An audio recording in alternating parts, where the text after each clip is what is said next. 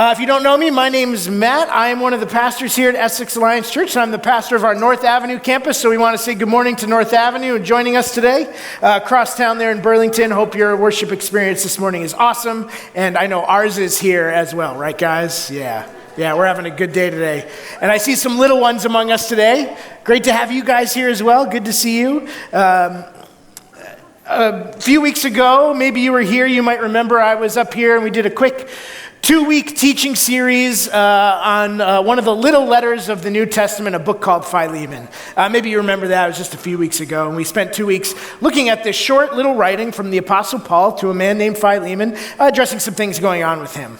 Today we're going to look at another one of the little letters of the New Testament, one of these short little books, and a book we call today 2 John. Well, Matt, 2 John, that means it's the second, right? There must be a 1 John. You don't go to the sequel before you watch the first one, right? Why are we jumping to 2 John, not starting with 1 John? Well, 1 John, while it is a little letter, it's 3 chapters long. 2 John is only 13 verses long. And we have one day, so I thought, hey, 13 verses sounds a lot easier than 3 chapters to get through in a day. So 2 John it is this morning. Glad you're here for it. Glad we're going to go through this together. I also want to apologize before we really get going today. If you hear any extra noises coming from me this morning, I was the judge in last night's Celebrate Recovery annual chili contest. So, you know, beans. But and I know some of you were there too, so, no judgment from me, by the way, if more noises coming from you. 2 John, right? The world of 2 John, sort of late first century of the church, the world of 2 John, in a lot of ways was a lot like our world is today. There was a lot of religions and spiritualities and philosophies and different things sort of confronting the church as the message of Jesus was spreading throughout the world. Churches were being started in worlds way beyond where people could imagine. And they were confronted and bumping up against these other teachings and religions and things. So a lot of the New Testament documents, a lot of the letters are written by the authors to help the church sort of confront these things that are confronting them. What you're going to deal with, how you're going to deal with it, hey, and all those sorts of things. And in this letter, 2 John, the author, is encouraging the church to sort of watch out for these things and to hold tight to the gospel, the message of Jesus in the midst of all these other things. Because there were a lot of other teachings and things turning hearts and minds, causing people to leave the faith, leave the church, and abandon Jesus. So John, the author, is writing to the church to call them to hold fast to the gospel of grace, that Jesus died on the cross on their behalf as a gift to find salvation in an eternity with the loving God who created them. And as he's writing, he also tells them to protect the church, protect the message of Jesus by not even entertaining these teachers and teachings. Don't even let them come in. Keep them out. So that's sort of what's going on in 2 John. Let's read it now. You'll see it on the screen. You can follow along with me or write in your own Bible or on your phone. 2 John, it's only 13 verses, and then we'll dive in a little bit more as we go. So here we go, 2 John, starting in verse 1, it says this: the elder to the elect lady and her children. The elder, meaning John, elect lady and her children. He's referring to the church in a sort of a poetic way. Whom I love in truth, and not only I, but all who know the truth, because of the truth that abides in us and will be with us forever. Grace, mercy, and peace will be with us from God the Father and from Jesus Christ, the Father's Son, in truth and love. I rejoice greatly to find some of your children walking in the truth, just as we were commanded by the Father. Now I ask you, dear lady, not as though I were writing you a new commandment, but the one we have had from the beginning, that we love one another. And this is love, that we walk according to his commandments. And this is the commandment, just as you have heard from the beginning, so that you should walk in it. For many deceivers have gone out into the world, those who do not confess the coming of Jesus Christ in the flesh. Such a one is a deceiver and the Antichrist. Watch yourselves so that you may not lose what we have worked for, but may win a full reward. Everyone who goes on ahead and does not abide in the teaching of Christ does not have God. Whoever abides in the teaching has both Father and the Son. If anyone comes to you and does not bring this teaching, do not receive him into your house or give him any greeting, for whoever greets him takes part in his wicked works. Though I have much to write you, I'd rather not use paper and ink. Instead, I hope to come to you and talk face to face, so that our joy may be complete. The children of your elect sister greet you. A few verses in here again, just want to reread. In verse 7, many deceivers have gone out into the world, those who don't confess the coming of Jesus. These people are deceivers. They are anti-Christ. Watch yourselves. Don't lose what you've worked for. Abide in the teaching of Jesus. If anyone comes and does not bring this teaching, don't receive him into your house. In Matthew chapter 7, Jesus is teaching his disciples and some other people that are with him, and he starts talking about false teachers, false prophets, and he refers to them as wolves in sheep's clothing. Something that might look good, look right, look true, sound nice, but once you peel back a layer or two, it turns out that it's not what you thought it was. It's not what you hoped for. It's actually destructive and dangerous. It leaves you empty. And John is writing to the church and saying, okay, try to keep these other teachings away and protect the gospel. What he's not saying is, don't believe anything that's not Christian. That would be foolish. There's so much knowledge and beauty and goodness in the world that we learn and communicate in different ways, and that's good and right that we do that. But what he is saying, I think, is that there are things that we tend to believe about God, subtle things that often look good and sound good, that actually undermine who God is, what he's done, and the message of who he is and what he's done. And when you peel back the layers of these things that appear to be sheep, often you'll find one major problem there at the center of it all is that they diminish the importance of Jesus and our need for him. They are anti-Jesus in that way, and John in his letter we just read refers to these sorts of teachings as anti-Christ. They are anti-Jesus, against Jesus. Now, in the first century church of 2 John, they're dealing with a number of movements that are trying to pull people away from the faith, but there are two major ones that developed in the first century in the early days of the church that I believe John is addressing. Two movements that were turning hearts and minds away from Jesus. These two movements we call the Judaizers and the Gnostics. Christianity was born out of Judaism. Jesus was Jewish. He was the Jewish Messiah, fulfilled the Jewish law and the Old Testament scriptures, lived in Judea, the country of Judea. It was born out of Judaism. It started there. But it was meant to go beyond it, far beyond it. All tribes, all tongues, all nations. This message was for the whole world. It was no longer about the tribe, but it was about the world. The Judaizers didn't get the memo. They thought in order to be a Jesus follower, you first had to become Jewish. You had to go through all the rites to become Jewish, be circumcised, follow the law, keep the Old Testament, scriptures, and follow the festivals and feast days of Judaism in order to be a true Jesus follower. So not only did you have to believe in Jesus, but you had to do all this extra stuff, and that poses two problems. Number one, it limits the number of people who can follow Jesus. Because now you have to be part of this select group in order to be part of this Jesus movement. And number two, the cross isn't enough. It's not enough that Jesus died for your sins and rose from the grave. Now you have to do all this extra stuff in order to earn or achieve that status and salvation with him.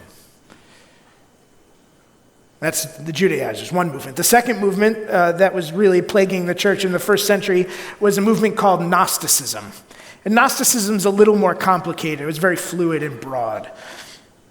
The word Gnosticism comes from the Greek word for knowledge, which is the word gnosis. And the Gnostics believed, essentially, that there was sort of a secret knowledge and order to the universe that not everyone had access to. But that the physical world that we live in today, that we can see and touch and feel, it's broken, it's evil. And the goal of life is to escape that, to this pure, good, spiritual realm. But the only way to do that is to obtain this sort of secret knowledge about how to escape. And the Gnostics saw Jesus as an emissary of some deity that was sent here to earth to teach humans, to teach us about how to escape this bad, evil physical world and get up to the good spiritual one.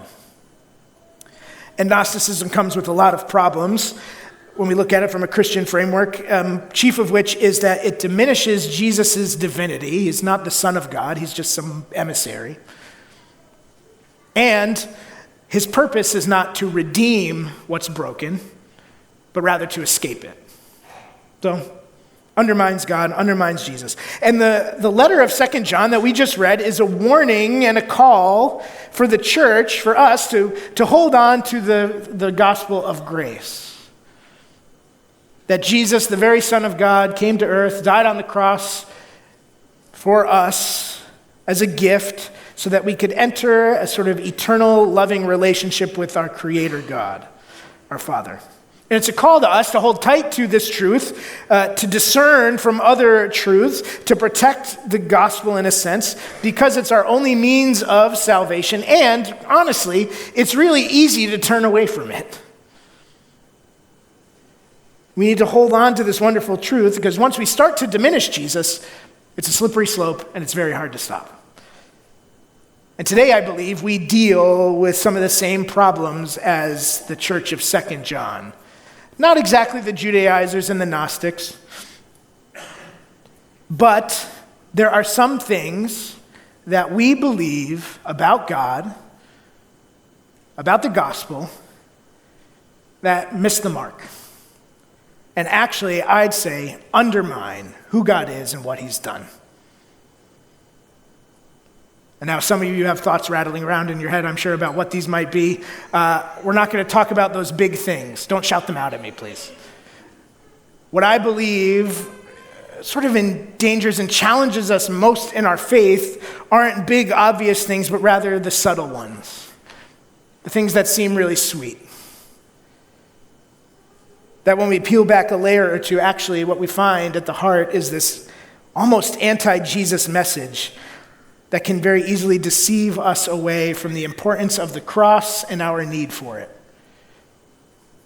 I got to say, we're going to mention two things this morning. Two things, just by way of example, of these subtle things that look like sheep, but underneath are actually wolves.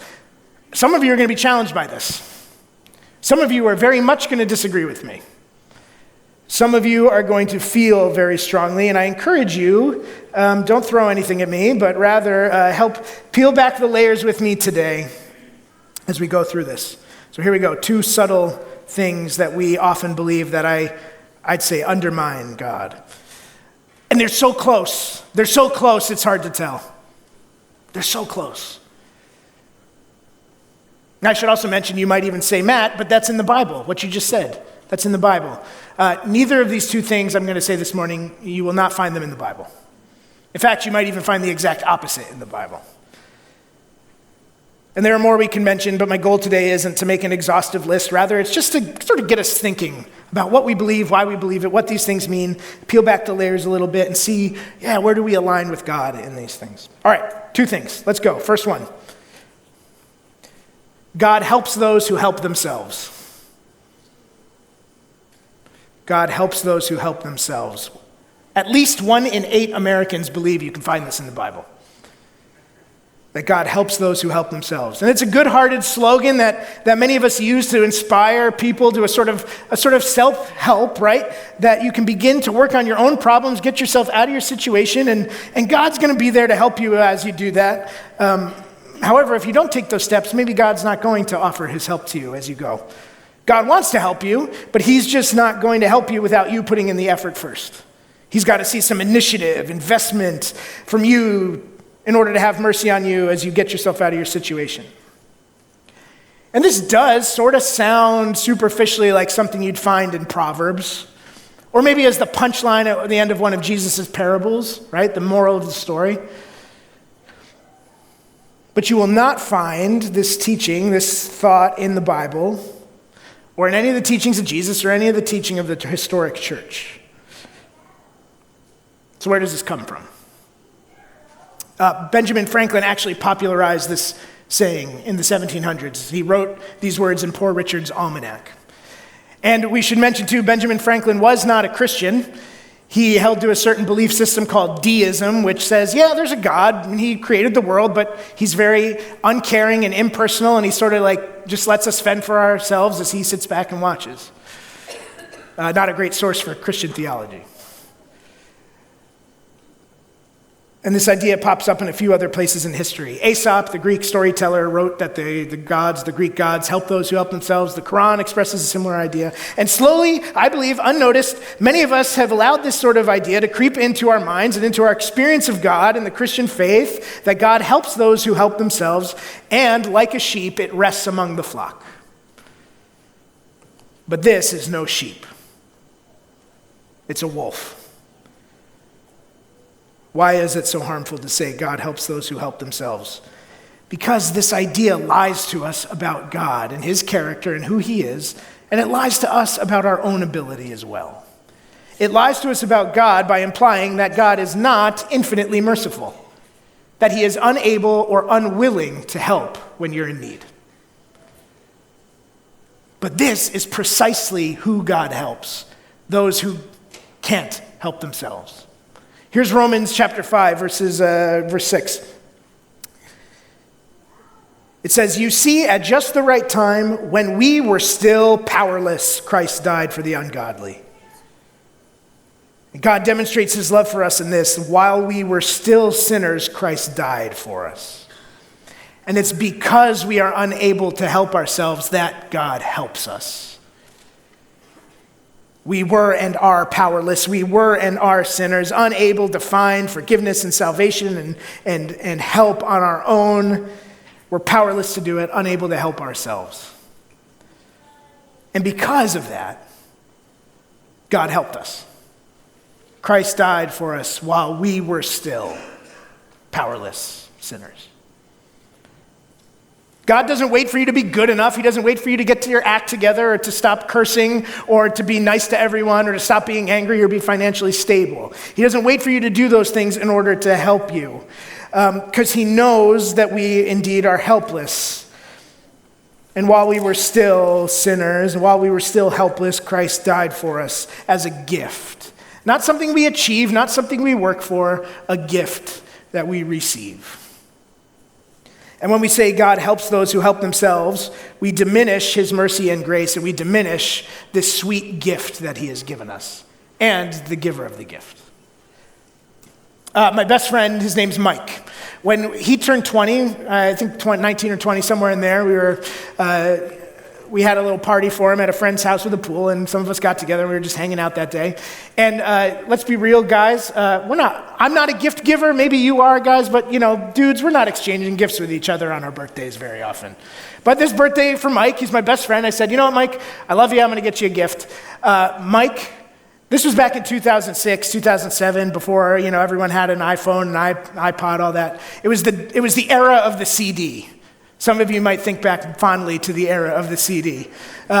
Mike's car was horrendous with CDs. I mean, just everywhere. You'd open the back door to get in, and 4 of them would fall out on the floor. You'd step in, and you'd crunch them as you go. They'd scratch, they'd skip, they'd break. I mean, it was just awful. The guy couldn't get his act together. So I said, Mike, this year for your birthday, I got him this CD holder that you put up on the visor, right? And it holds a few CDs, and you slip them out, slip them in, put them back up there. Got him this gift. Watched him open it. And about a week later, he comes to pick me up for some reason. I get in his car, and nothing's changed. I mean, it's still just atrocious, breaking CDs as I go. And I say to Mike, I'm like, Mike, where's that CD holder I got you? It's like, what CD holder? It's like, dude, I gave it to you for your birthday. I watched you open it. You got me a CD holder for my birthday? I mean, Mike, it's like a week ago. I gave you the CD holder. Oh, yeah, I don't know where that is. I later found out he threw it away. My best friend since 4th grade, right? Threw my gift away and made me feel sort of devalued and silly and unimportant, and my gift unwanted and unimportant. And God is the giver of such a sweet gift, of mercy, of grace, of life. And when we put stipulations on it and we say, in order to receive help from God, we have to do the work ourselves, it diminishes the gift that he's given us, and it diminishes him as the gift giver. It's not true. God helps us because we can't help ourselves. Saying God helps those who help themselves also implies that we are able to help ourselves, right?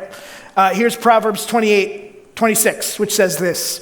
It says, those who trust in themselves are fools, but those who walk in wisdom are kept safe. Don't be a fool. There's plenty of verses we could cite in the Bible to talk about how helpless we are and how we can't save ourselves, all that. I'll just say, if we could help ourselves, if we could save ourselves, Jesus would not have had to come and die on the cross. Saying that God helps those who help themselves removes the need for the cross and the resurrection. And as Paul writes in 1 Corinthians 15, he says, if Christ has not been raised, your faith is useless. God helps us because we can't help ourselves. And to say otherwise, I believe, diminishes God's grace and undermines the cross. Second thing that we often believe, that looks good, feels good. When you peel back a layer, it may not seem so good. This can be a hard one for some of you. Is that God won't give you more than you can handle. This sentiment is often said in context and connection with our suffering, right? We're going through hard times, tragic situations, circumstances, life is crumbling around us, and somewhere along the way, many of us have maybe heard or said these words to someone, that God won't give you more than you can handle, as a way to encourage them, this person who's suffering, that, hey, you have the means and the ability, the strength to go through this. God will never let you suffer like that. But what if you're going through something you just can't handle? What if it's more than your shoulders can bear?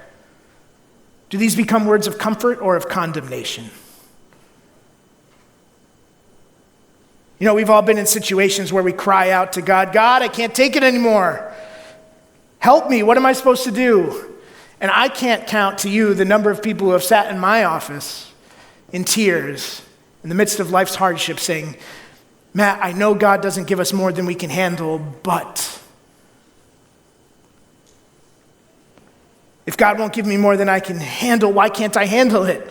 What's wrong with me? Am I not good enough? Am I not strong enough? Do I not have enough faith? We won't find this in the Bible, that God won't give us more than we can handle. What we do find is an adjacent promise that we, I think, misinterpret to mean what we're talking about. The verse we'll find that in is 1 Corinthians 10:13, which says this, no temptation has overtaken you that is not common to man.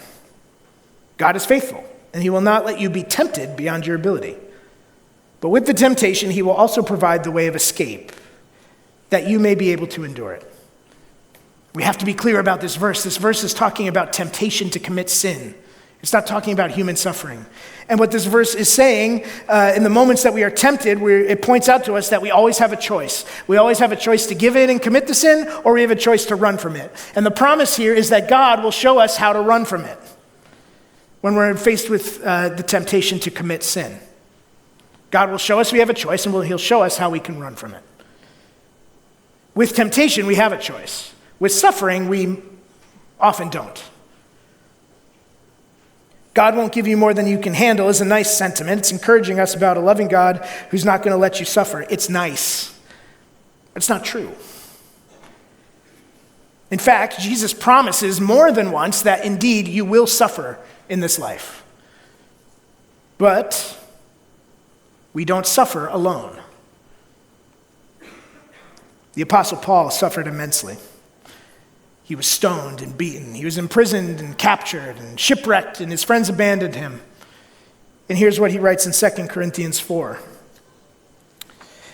He says, we are afflicted in every way, but not crushed, perplexed, but not driven to despair, persecuted, but not forsaken, struck down, but not destroyed, always carrying in the body the death of Jesus, so that the life of Jesus may also be manifest in our bodies.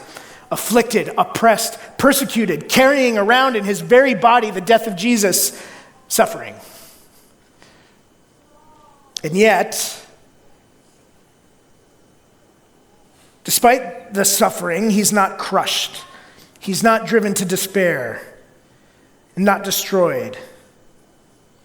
Not because he's able to handle it, but because, as he says, the life of Jesus is manifest in him. Jesus is with him.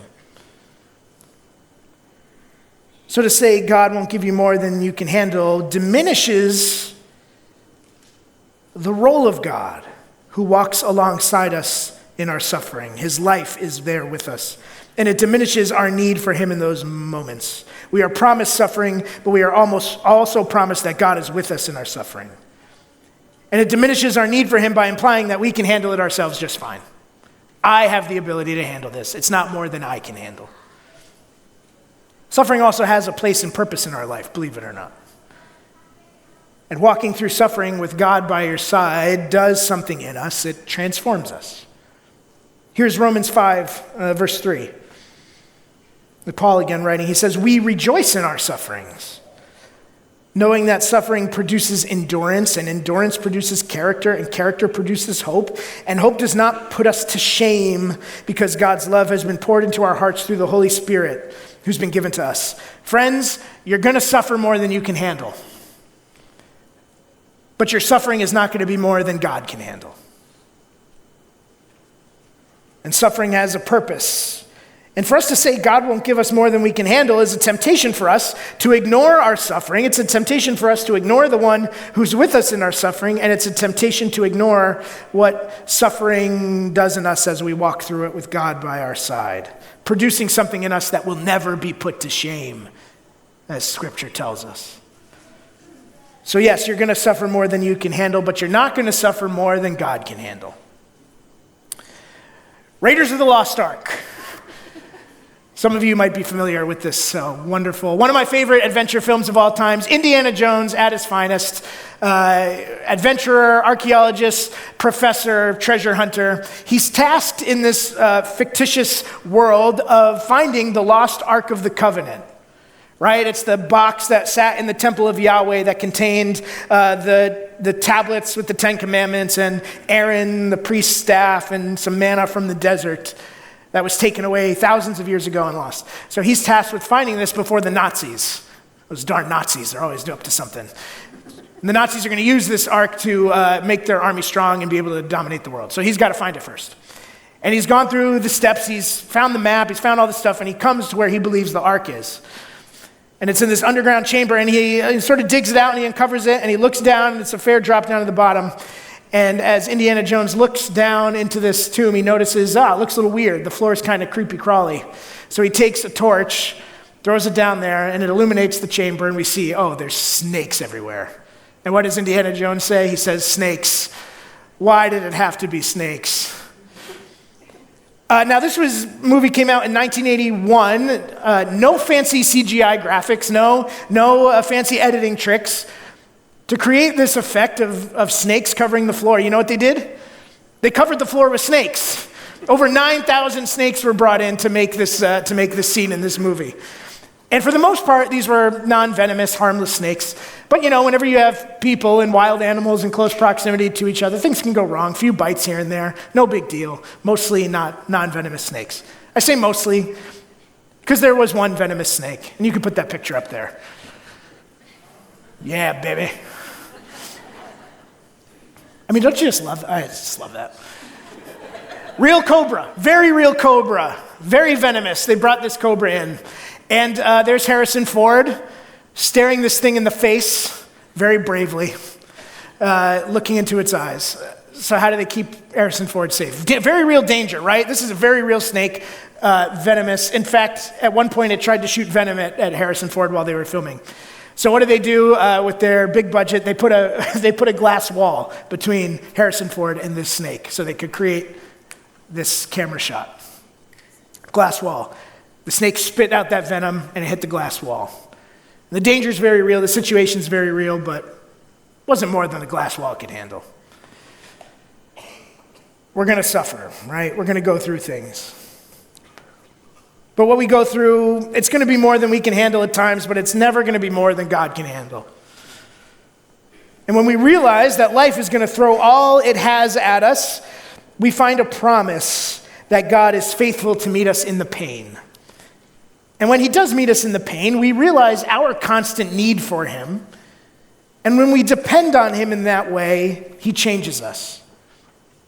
As we just read, he changes us, gives us endurance and character and hope that will outlast any suffering we can imagine, not put to shame.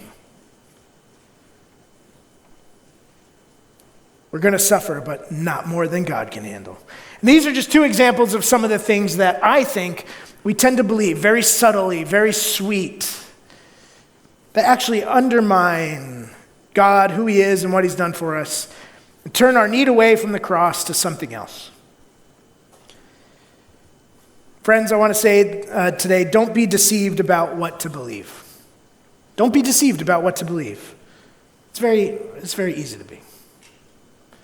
Let God be the one to show you and guide you and teach you along the way. What you believe and why you believe it matters. It matters tremendously. And not every good-sounding thought or idea is actually good or true. Because when we let these things, like God helps those who help themselves, or God won't give me more than I can handle, when these things bump up against real-life tragedy and real-life situations, we'll find that we can be very easily beaten down and destroyed because it turns out our faith was not built on a firm foundation.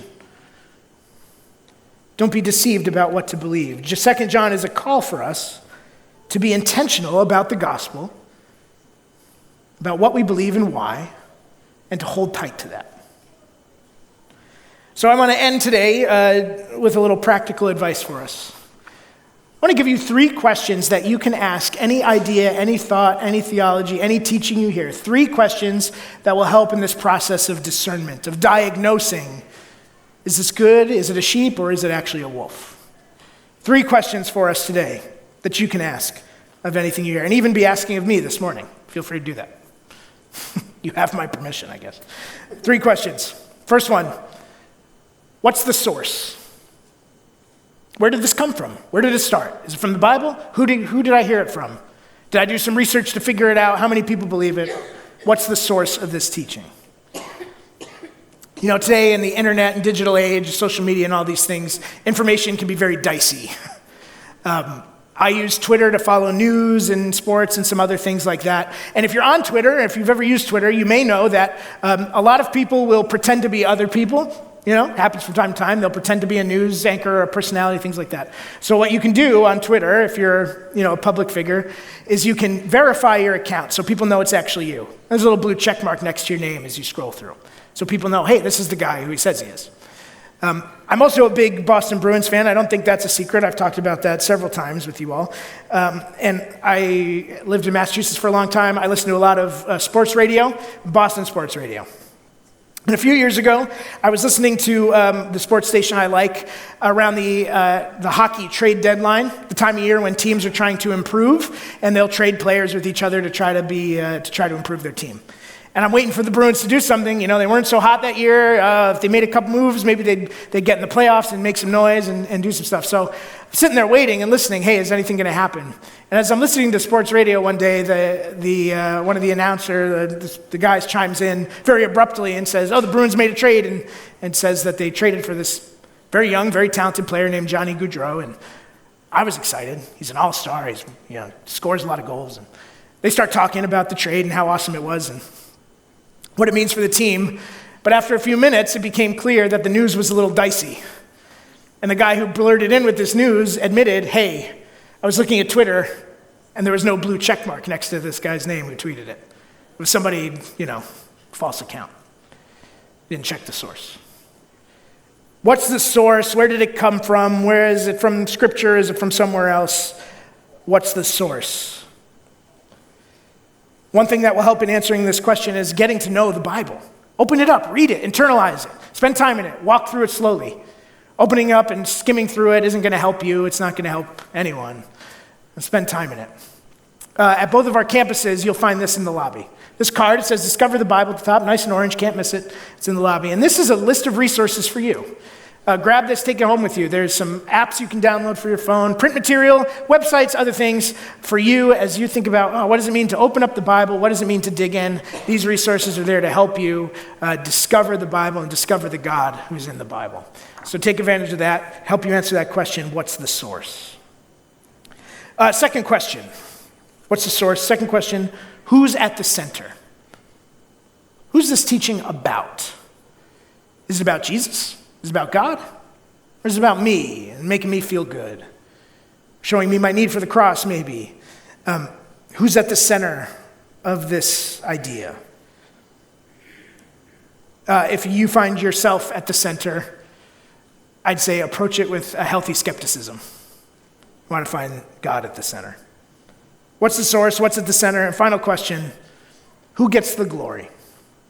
Who's the hero of the story? Is it God? Is his character showing through? His grace, his mercy, his love and justice? Is God the hero? Or are you the hero or someone else the hero? Is it up to you? Or is it up to God? Who's the hero? Who gets the glory?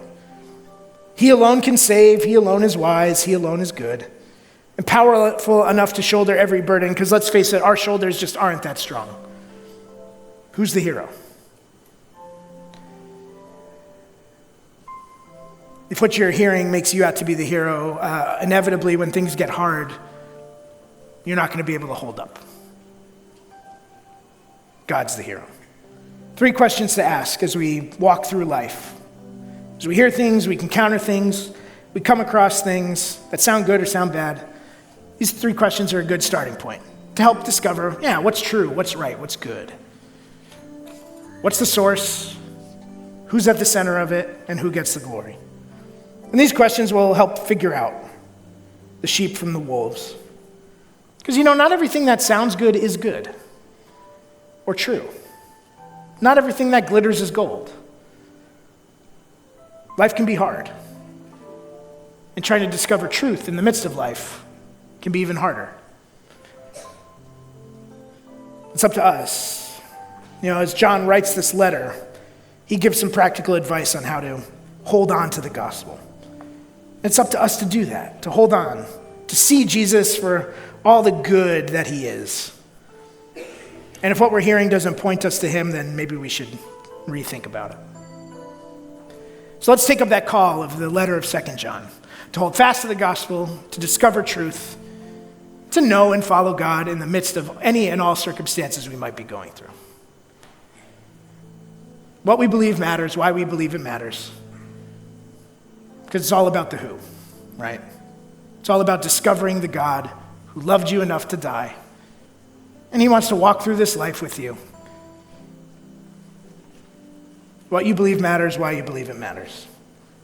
North Avenue, you guys can stay seated, but Essex, would you stand with me as we close in prayer this morning?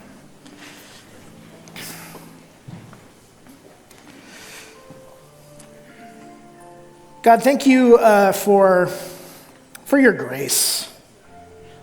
Thank you for your Son and the cross. And thank you that we can always depend on you. Your shoulders don't crumble under the weight of what our shoulders crumble under. Your love never fades. It doesn't set conditions. And it reaches out to us. Lord, help us to see that, to feel that, to know that. So as we walk through this life and try to discover you and who we are and what this is all about, that we could hold on to the gospel of grace with every step we take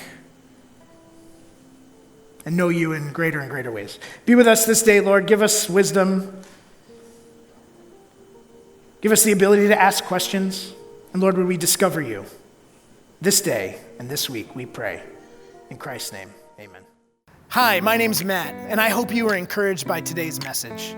Make sure you subscribe to our YouTube channel so you can stay up to date on our current sermon series. And if you're looking to plug into Essex Alliance Church, click the link below and find a community group in your town where you can be encouraged, grow in your faith, and build meaningful relationships. I hope you have a great week.